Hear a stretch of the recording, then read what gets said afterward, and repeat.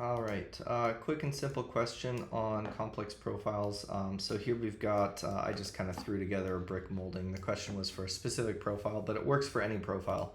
If we want to picture frame a window trim with this profile, and obviously I could even add jam trim, I can add extra layers to this. This could be a buildup. As with any complex profile, this profile is set to work with beams and columns. It's applied to the beams and columns. You can see here I've got the reference line in that profile at the sort of inside edge where this meets the wall at the window or door. So here on the column, it's using the same profile. It's snapped to that actual window opening there. On the beam, it's snapped to the window opening here. Now those profiles, the reference line of those profiles at the beam and the column need to come to the same point. So basically we're framing out that opening.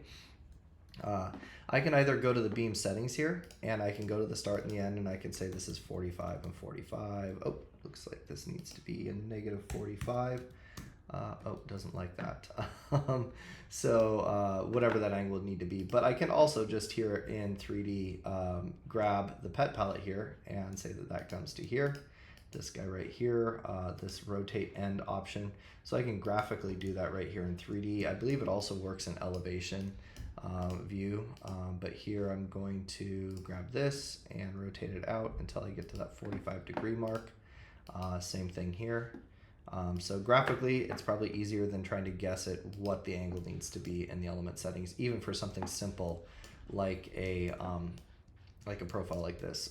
There are also, just sort of hypothetically throwing out additional tips here for anybody else, there are options for sloping these beams now. Oops, if I get to the right setting. Right, so if you had an arch top, why is it not giving me that option? There we go. If you had an arch top beam, right, so now you can even try to adjust and find the end angle where that arch top would meet. So you can pretty quickly find the tangent line for that. If we go there, for example. The beams have gotten a lot more, beams and columns have gotten a lot more flexible and versatile so that we can actually create some of these custom trims and make them come out clean in our model and in our elevation. Regardless of how complex the profile is, we can get those ends to kind of match together.